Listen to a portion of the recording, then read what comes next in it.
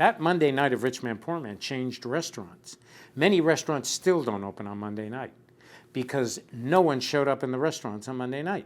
They wanted to be home to watch Rich Man, Poor Man.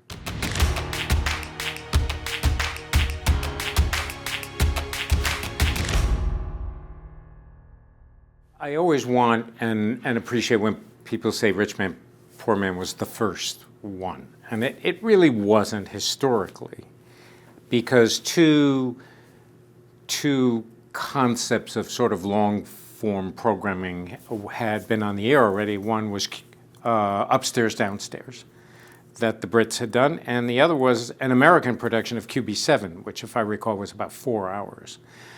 But Rich Man, Poor Man was the first one to really take the chance on such an enormous amount of time to tell a story, and it was 12 hours.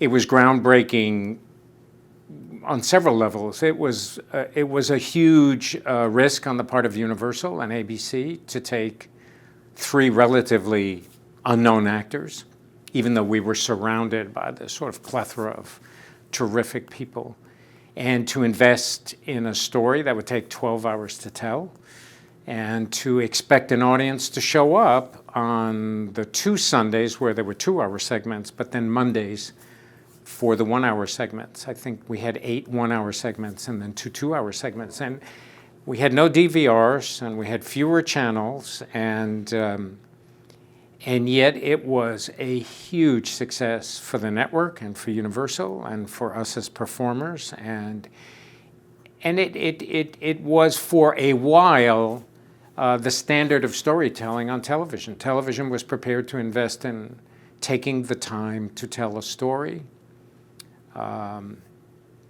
Writing-wise, conceptually, it to me was an interesting period, which has now changed radically, because now very few networks are willing to make that kind of investment in a long form, even though we have DVRs and ways of recording. But what is more interesting to me is that today, when one writes a story, the networks want the concept clearly understood within the first 3 minutes, because people are sitting there with that little clicker, and if within 3 minutes we haven't grabbed that audience, they're gone.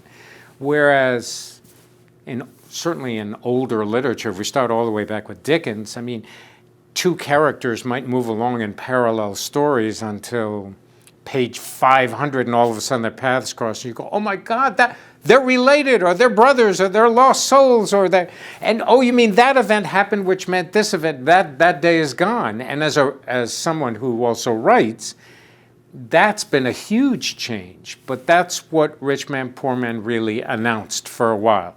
We're going to take stories, we are going to allow characters to develop, we will take hours to do it in, and we're going to create, much for the appreciation of certainly advertisers, must-see television. Television that an audience will come back to faithfully week after week to see.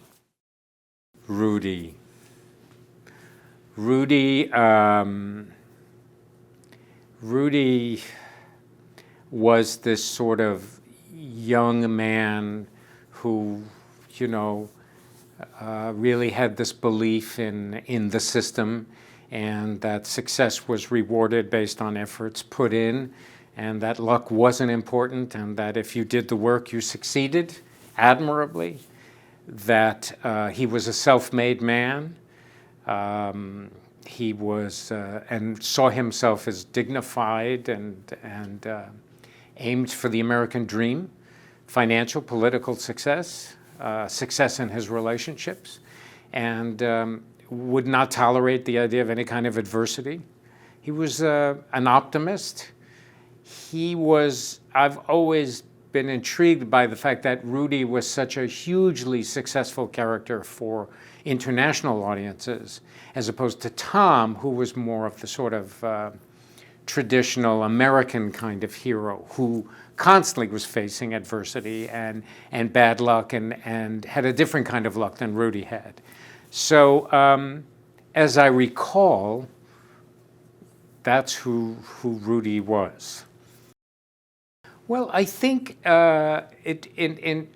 I'm reflecting now on the many conversations I had with people and asking, we're talking how many years now? 25 plus 11 plus 12 is 37 years ago.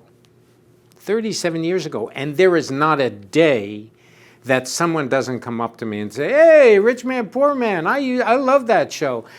I've done things the next morning no one remembers what I did the night before. And yet it is astonishing that people will still stop me and talk about Rich Man, Poor Man. My wife is never worried that a beautiful young woman runs up to me because she knows what will happen is what happens. My mother was so in love with you. So I go, great. Okay. The American hero is the sort of traditional blonde, tough, barroom brawler. And the European hero is someone who works through a family and for financial gain and reward and family honor.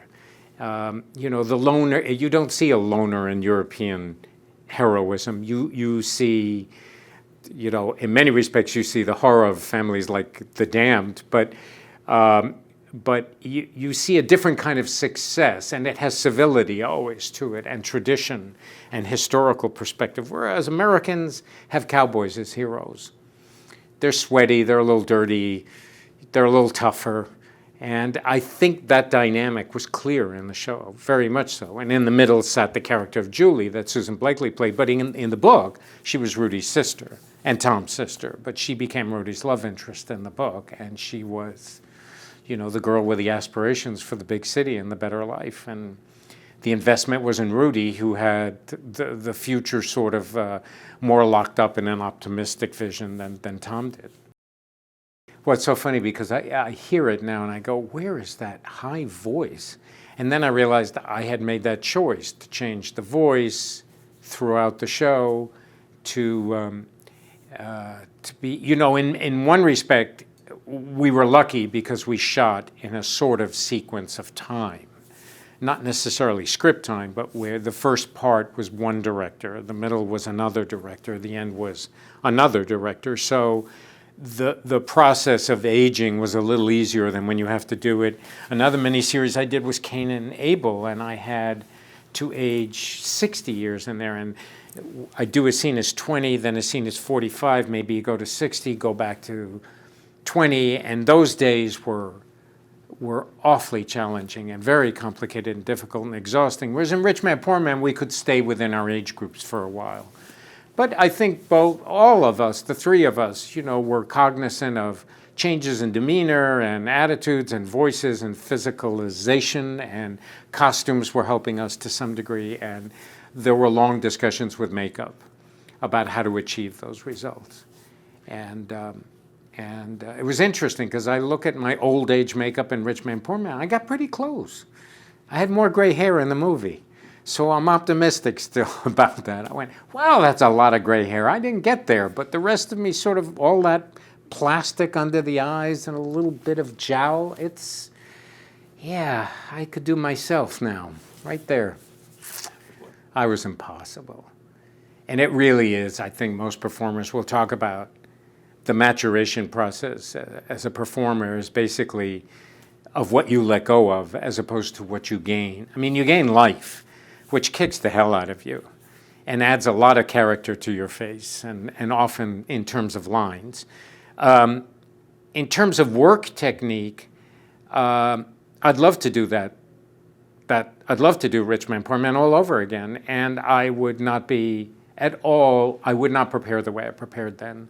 I mean, I was so meticulous, every line had a specific line reading, and I had notes in my script, and it had to be done a certain way, and now the openness to work, to have the experience on the set and to allow it to happen within the realm of the set as opposed to intellectualizing ahead of time what it should be like, feel like, look like, sound like.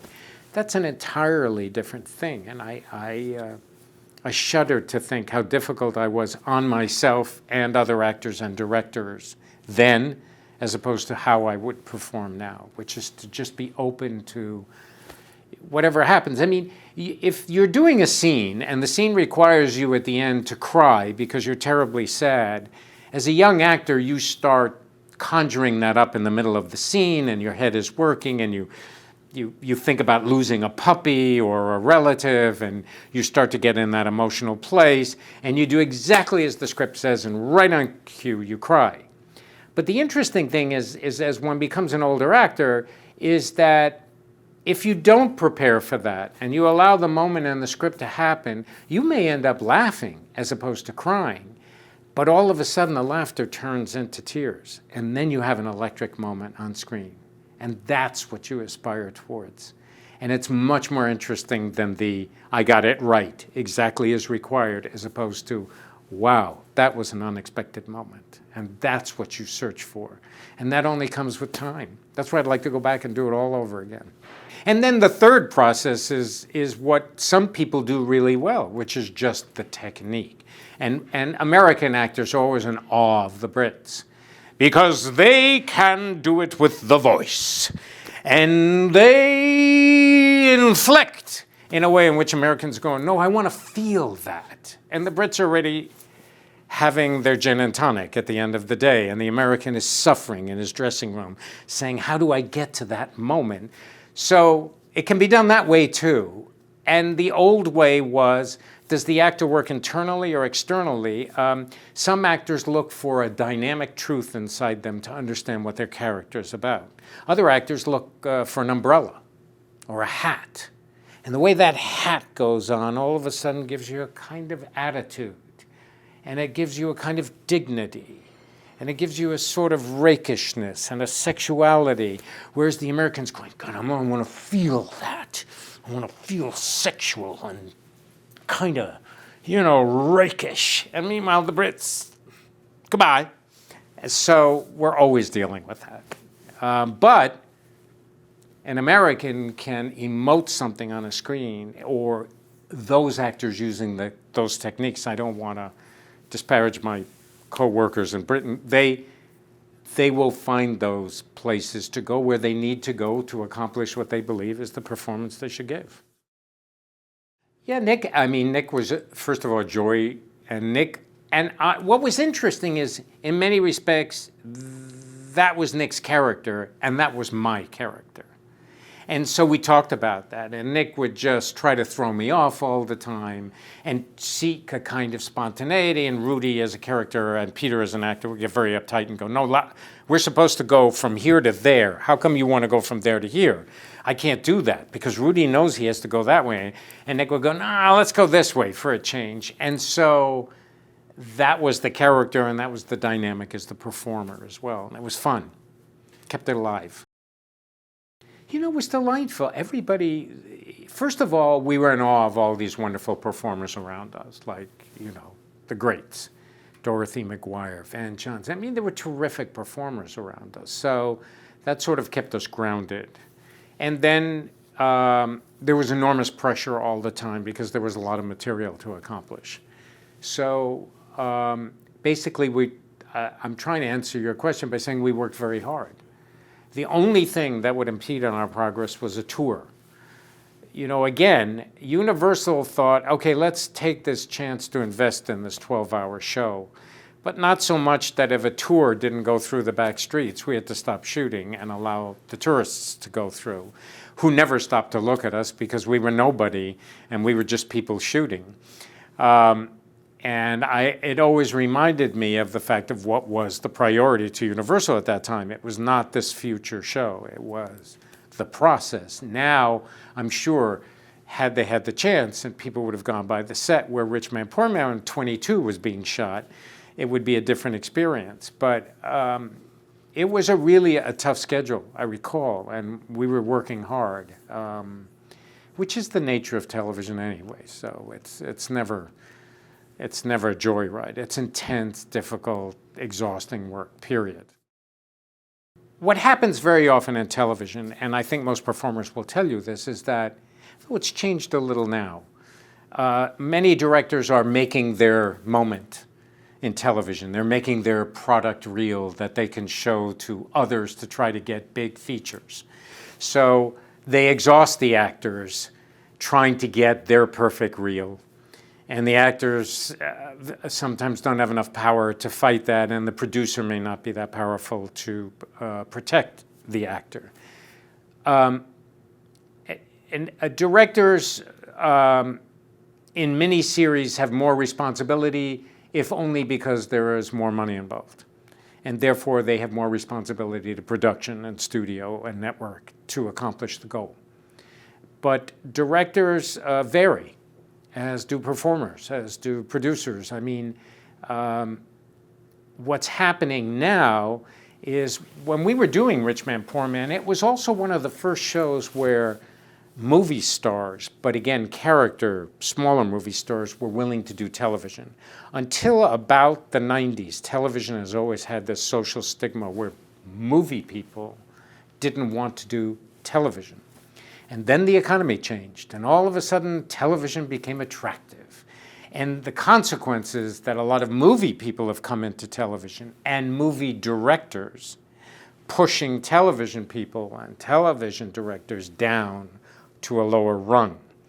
And so if you were at the top of your game in television, you're no longer there. You've been sort of moved down a little bit because someone who's done a feature will come in and do a guest role. That did not exist in the 70s, 80s, 90s at all. And so sometimes one could entice a director who had some film experience to do a big scale mini-series because it had scale and scope as opposed to doing Charlie's Angels. But now it's really interesting. It's fun to watch television go through this bizarre ritual every year of pilots, and 90% of the pilot directors now are major feature directors who come in, do one show, take a percentage, and walk away. And the networks advertise the fact that, they have major feature directors. I'll give you an example. There's a new show coming out with Dustin Hoffman on one of the cable channels. And there are 3 names on the top of the title. And the first name is Dustin Hoffman. And the next name is none other actor but Michael Mann. And on the same line, same size letters, same color, all the things that people in the industry know, actors, directors, writers fight for, is David Milch, the writer. And I've never seen a credit like that. And that's where television is now. The better the people are, the better you are. Young actors sometimes are a little frightened of very established, big-name people around them. But I've always had the attitude, they make you look better. I mean, probably one of the most important moments for me as an actor in my life was doing a miniseries, and that was Masada. And I was working with Peter O'Toole. And for me, as a, quote, theater actor, an actor who comes from theater, to work with Peter O'Toole was the golden chalice. And I did a scene once with Peter, and we did The Master, the shot with all of us, and then we did his close-ups. He had to have his close-ups done by lunch. That was his thing. And so then he would change and be in a coat and tie, and I'm in my biblical garb after lunch doing my reverses and my side. And I remember doing a very intense scene with Peter once. And I did the scene, and the director said, terrific, cut, let's move on. And Peter said, ask him to do it again. And I said, why? And he looked at me and he said, because you can do it better. Now, I don't know if I was supposed to feel badly, or I was supposed to be jealous, or I was supposed to be insulted, but I thought that was the most generous moment for me as an actor, and I will never forget it. And I did it better. I said to the director, if it had been David, I might not have gotten that opportunity, but I said to Boris, can I do it again? And Boris said, why? And I said, because I think I can do it better. And he said, all right, do it again. And I did it better. And I understood exactly what Peter had meant at that moment. And I'm in awe of him for that. And you don't get those moments often.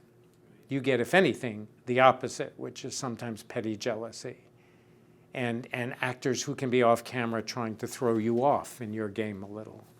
Hollywood is full of those, and every actor has his list of actors. And then you say, well, what is your problem? What is your fear? What is your insecurity? You have to do that.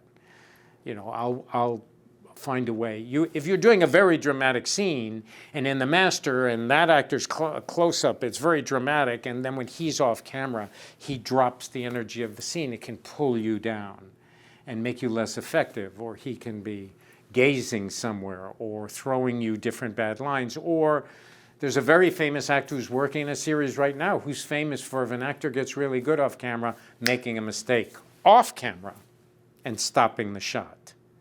And then the actor who's on camera has to start again. It's a rite of passage as a young actor, and it's a question of how you survive the business sometimes. It's not pretty, but much of this isn't pretty. There's nothing like it. Nothing like it. It's, you know, I did a film, The Jericho Mile, about a runner in prison. I spent a month in Folsom Prison.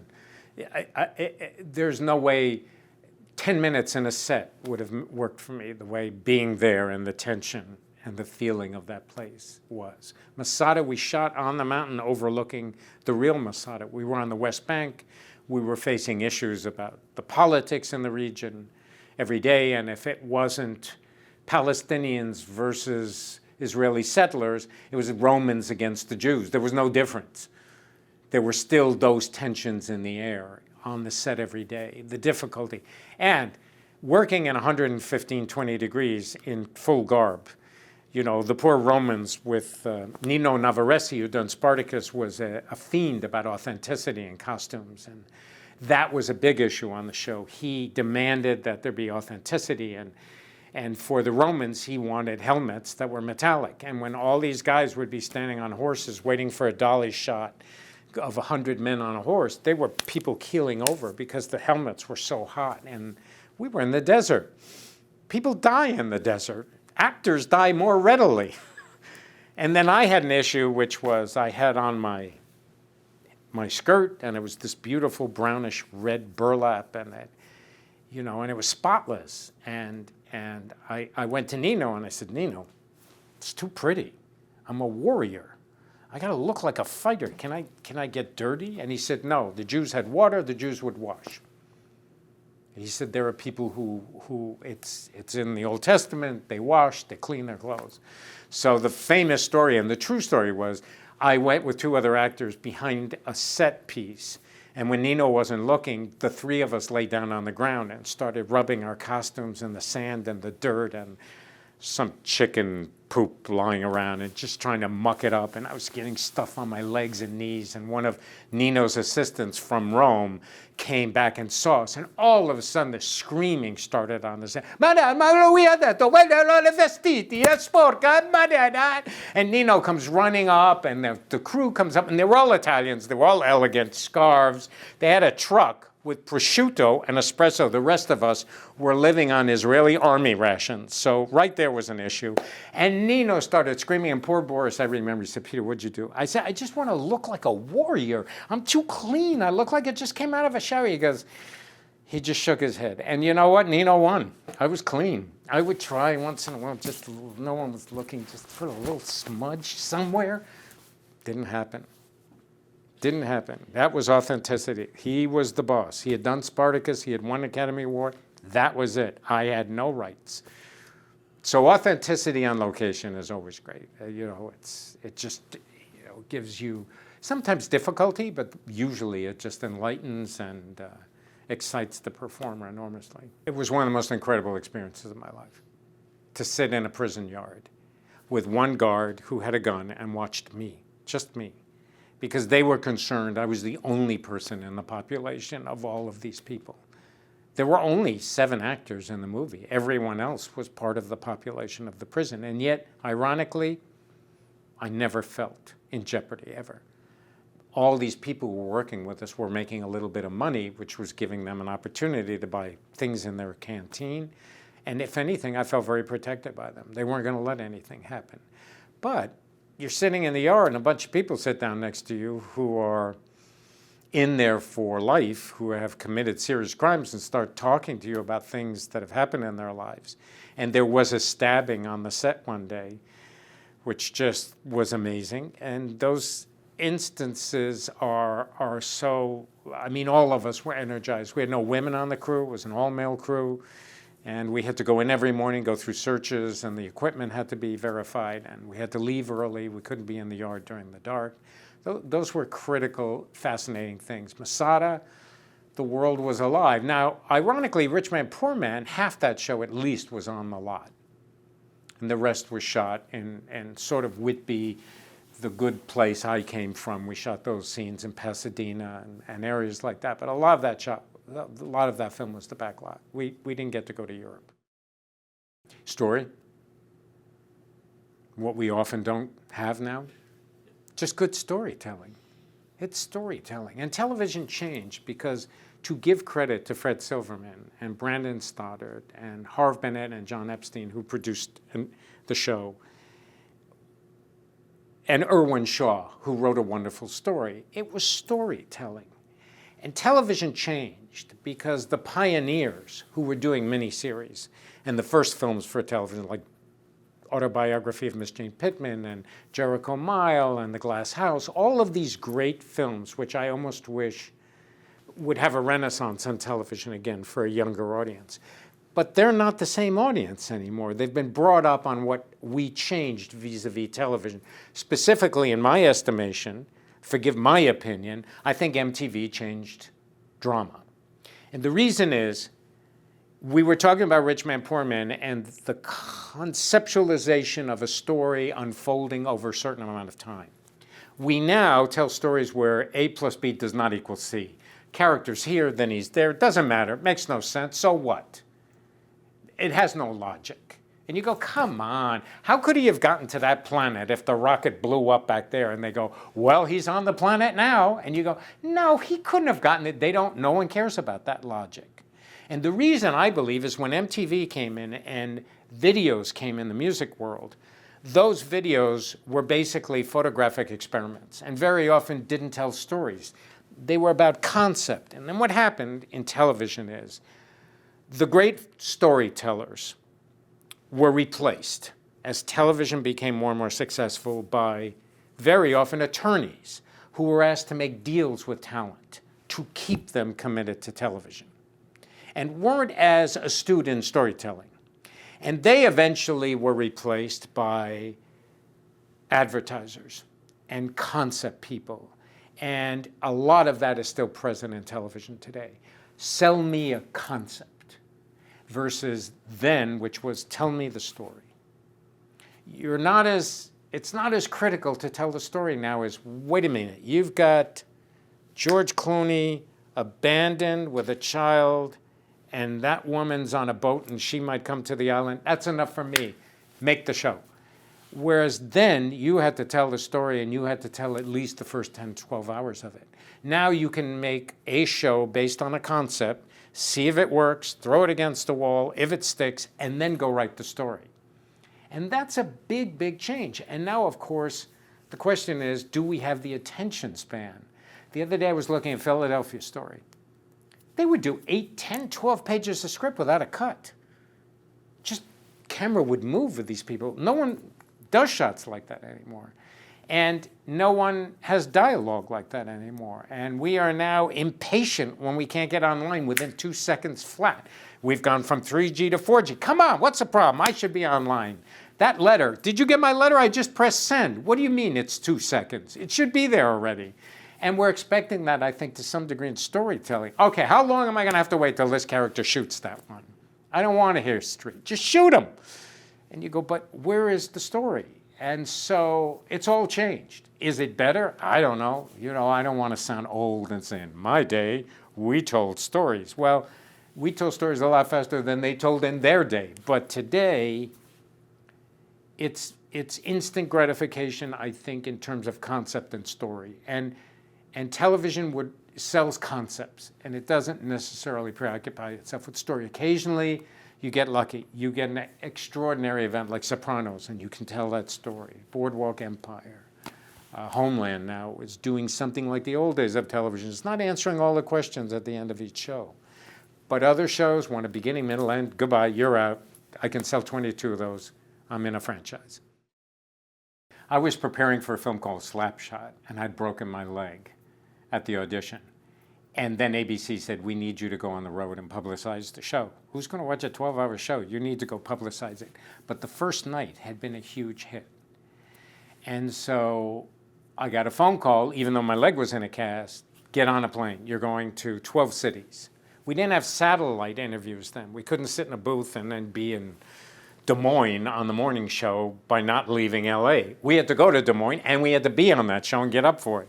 So the normal process was you would go to a city, get up early in the morning, you did the morning show, then you went and did 2 radio shows, then you did the luncheon show, then you did newspaper articles for lunch, went to the airport, next city. And I had like 22 cities to do. And over the 2 weeks I was on the road, the show was growing in popularity, and I could feel it around me.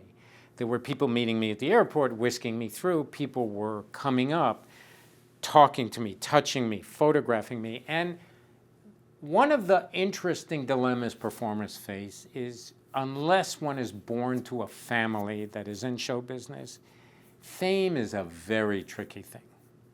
It's some people revel in it and are terrific at it, but I don't get why they're famous. The people who are really extraordinarily gifted performers have a hard time with it. It's frightening to some degree. And television has always produced this idea, as movies never used to, but is happening now because movies come on DVDs. And so we're seen in the confines of someone's home, and therefore we are approachable, accessible, a neighbor. And people now, fame is a little terrifying. It used to have a kind of awe to it. Now people will say anything they want, whether they liked your show or not, or the infamous, oh, you're not as tall as I thought, or geez, you're older than you look on screen, or hopefully someone go, oh, you look great. You know, you have an it. You know, whatever you get, there's a familiarity. Yes, you get a nicer seat in a restaurant, an occasional perk, though I never understood why if you're successful in making money, you should get free things. It's people, actors who aren't working, who should get the free stuff. Fame was terrifying for me.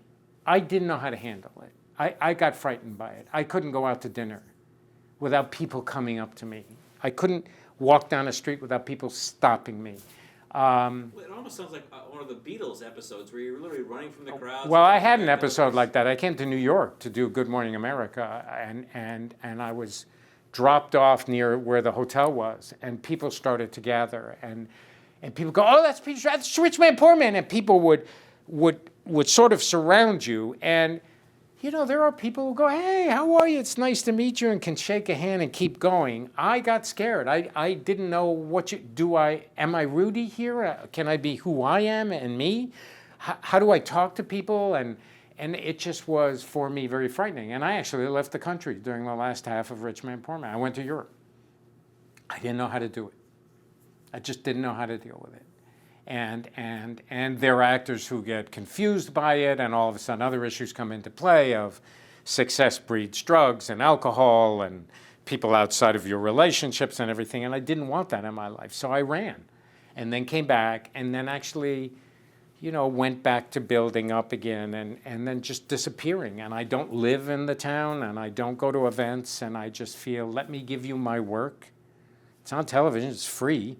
And then let me go home and be with my family. And I don't ask anything of you. Please don't ask much more of me. I never get when people say, oh, they're so difficult. Come on, you're getting paid to jump in a bed with a beautiful woman, spend the day, kiss her over and over and over again. People with makeup are making you look good. The only thing that usually stinks is they buy new sheets and they don't feel good, and they always give the women cheap negligees that have that kind of fake rayon, you know. But that's how I met my wife, doing a love scene. And I got so excited to climb into bed with this beautiful woman. I'll never forget, I climbed into bed and I go, hey. She goes, I want you to know I hate scenes like this. And that was a damper, let me assure you. But who's complaining? Yeah, I mean, yes, fighting the Indian in the cold river with a knife, that's work. making love to a beautiful woman. And normally you don't have some unattractive woman you're making love to. I mean, you got a great looking babe. And, you know, Susan and I had this running gag, and she always went to the burritos in the morning and asked for extra onions just to really throw me off on love scenes. This was the challenge, overcoming the onions. And she knew it would kill me. And it was a kind of running gag. But I think love scenes are great. And now I don't get as many, and it's really frustrating, because in my head I think I should get them. And they go, no, you're the father now, Peter. You're the father of this girl who's doing a love scene with someone else. And I go, what happened? It's not right. It's not fair. Come on, makeup, pull, stretch. Give me 28-year-olds again. I'm not getting them. I'm the father. It's horrible. Well, Ethel Winey used to do casting at CBS, and she called me and said, do you want to do a comedy? You want to do Mary Tyler Moore? I said, hello. And I go there. I'm very nervous because I don't get comedy often. I'm, quote, a serious actor, so no one thinks I can be funny. So, and you come into that show, and you sit around a table for a day or two and read, and they're writing and fixing it. You go home at a decent hour. It's like paradise. Those people get paid for those hours, and they have fun and laugh all day. That's the beauty of comedy. Drama, you're suffering, you're crying, you're dirty, it's hot, and you work horrible hours. So it was just a ball, and I'm playing Mary Tyler Moore's younger lover. And I still remember Valerie Harper had a line. I think I invite her to a ski lodge. And Valerie Harper said, if he orders wine with a screw cap, he's too young for you. And of course, I order wine with a screw cap, and I am too young for her. Oh, and worse, she said, and he's taking you to a cheap lodge if they use margarine in the hot buttered rum. See, it's interesting. That's 30 years ago, and these lines keep coming back. When they're good lines, they stay with you. You know, actors can't lose Shakespeare when they memorize it, or great drama. But they can forget a line of a speech they learned for a week that they did yesterday if it's not wonderful writing. It just finds this nice place in your brain where the brain doesn't reject and go, oh, bad writing, get out of this head. And it just sits there, and those lines, you know, and it was a joy. And of course, the process then, which I think three-camera shows still do, is you would do the show twice. The first time, if a joke didn't get a laugh, all these writers sit around and rewrite the joke, and then they give it to you, and you do it for the second show, and you're performing almost live in front of an audience, and it's exhilarating. And it was just a joy to work with her. And Ed, again, that was the show we did together then. Oh, it's exhilarating. It's exhilarating. And also, you know, actors can get lazy when the word cut is yelled. Or, okay, stop, let's start over. You can't do that in the theater. And actors who come from the theater, and I come from the theater, count on that rush. And yet Laurence Olivier is quite contrary to the exhilaration and fear that comes into cameras on, go, action. Olivier was constantly reminding actors, rehearse on film, meaning if you think the line has to be read this way, read it a different way and see what happens. Now, the economics of the business are that's quite an adversarial position to take with your producer who's saying, no, you don't get 10 takes. Let's go. Get it. You're hired to produce it. Get it there. Do your job as an actor and move on. We don't have the time for you to discover your role. Come to work, prepared. That's what you're paid for. And that's still the actor's job. But in theater, that joy of weeks of discovery of character, you don't get it. It's tough sometimes. You know, like every actor, you'll go home and you're given 10 pages. And you sit down at dinner and you see your family, and then you got to go off and memorize 10 pages. And you go to work next day meeting people you've never met in your life, doing either intimate scenes or difficult familial scenes or adversarial scenes. And that's your skill. That's what you have to bring to work. And it's exhilarating and terrifying at the same time. It stuns me how it still remains terrifying. I've done this for hundreds of years, it feels like. And every day, the first day on a show, is still a little exhilarating and terrifying. But you need that, I think. There isn't an athlete in the world who won't tell you, if my heartbeat's not pounding as before that gun goes off for that 100-yard dash, something's wrong. So, well, I tell a story only so that other young people know that. I mean, I I didn't have a happy home, and I probably was as confused a 12-year-old as any other 12-year-old. And one day, a teacher came up to me and said, "Do you want to be in a play?" And I'd never been in a play. I don't think I'd ever seen a play. And this was a teacher named Fred Blaze in Croton-on-Hudson, New York. And he believed young people could do Shakespeare. And he used to do 3 shows of Shakespeare in repertory every summer, where the oldest kids were 16. So from 12 to 16. And I was in Taming of the Shrew, and I played the role of the tailor. And, would go into rehearsals and learn what to do. And then that first night, you go on stage. Well, actually, the most exhilarating for me was the day you get a costume. And you put on this costume, and then people give you a wig and makeup, and you walk out there. And there was an old Tony Newley show called Stop the World, I Want to Get Off. Oh, no, it was called Roar of the Grease Paint, Smell of the Crowd. And it is that. It's the roar of the grease paint, the smell of the crowd. You get out there, and there's... What audiences don't know is the theater is shaped like a funnel, and it's designed so the voice goes out. But what they don't know is their universe, their collective fragrance comes in. So on Saturday nights, you get a little more alcohol than you might have gotten on a Wednesday night, but on Sundays, you get perfume.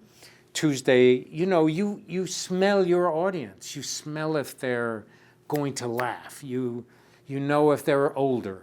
You know if they're younger. You know if they're hip. You know if they're not. You can feel it and smell it within the first 2 minutes. And you don't get that in film. You don't get that in television, but you always have that in the theater. And there is this place which is magic. And some people, for me, I was home.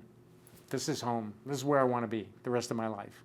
I had no qualms. Age 12, that was it. My kids look at me now because they're traditional 20-year-olds going, "Dad, it's not fair. You knew what you wanted to do with your life at age 12. I'm 25. I don't know what the hell I'm doing with my life." And I go, I understand.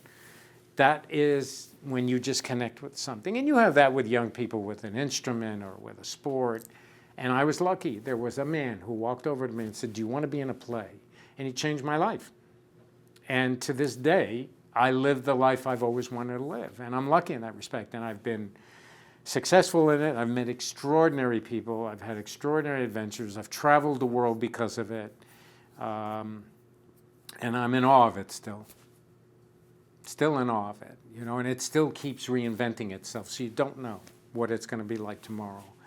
The parts get crappier, but, it's a young people's medium. And so you become the father, and then you get to be the grandfather. I will never play a grandfather. I just refuse. It's not going to happen. Well, he said that until there's a great script.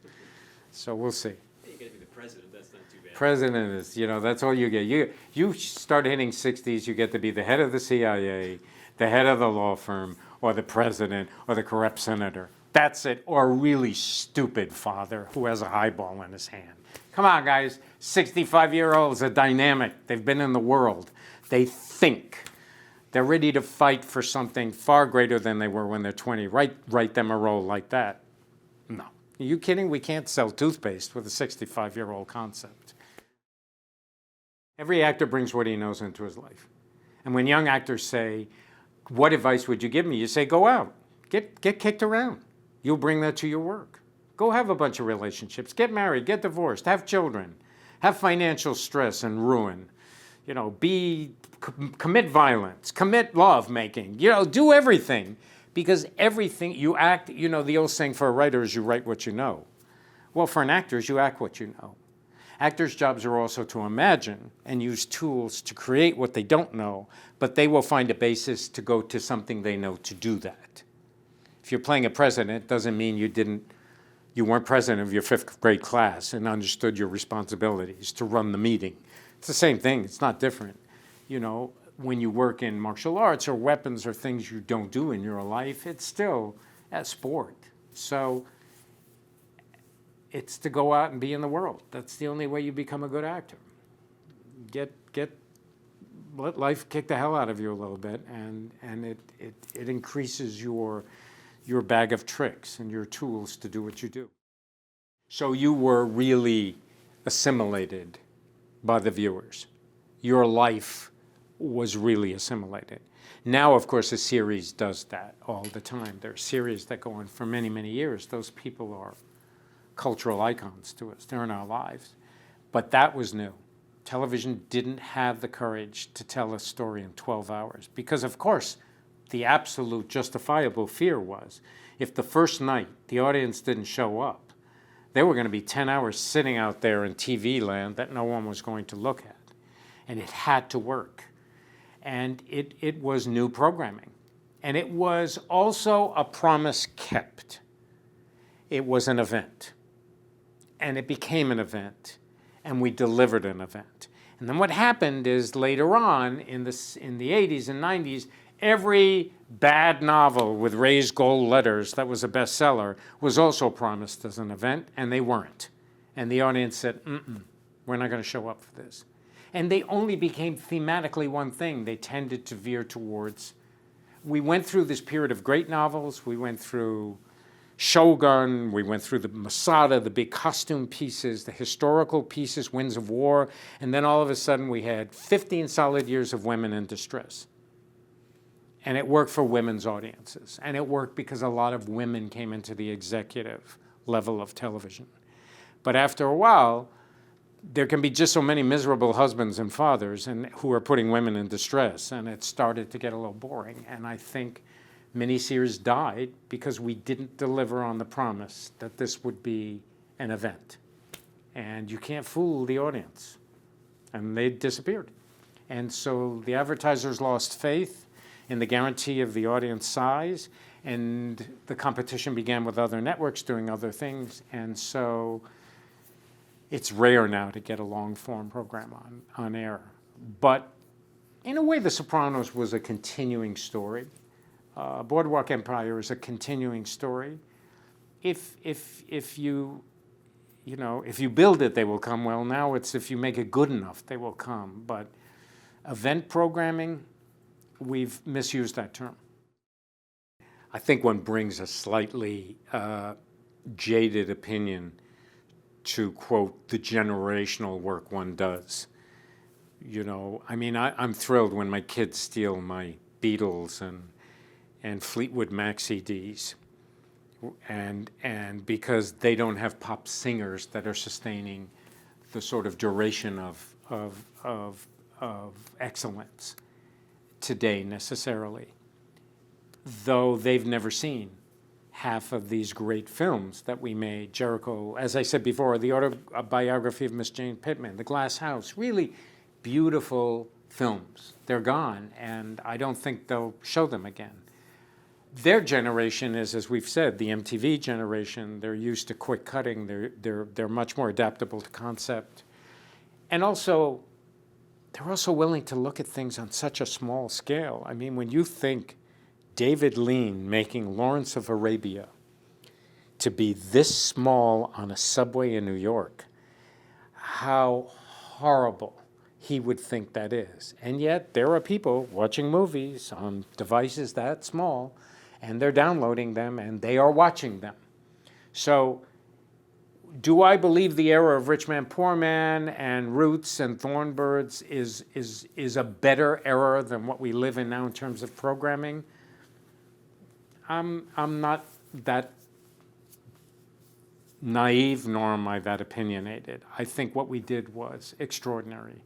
And I think if I look at that storytelling, it was a renaissance of television. The 70s formats of movies for television and miniseries were phenomenal. The 90s can't compare with it.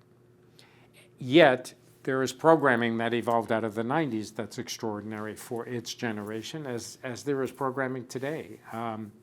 Years ago, I would have said, no, we were the best, but it changes. We are changing as human beings, and therefore our programming changes.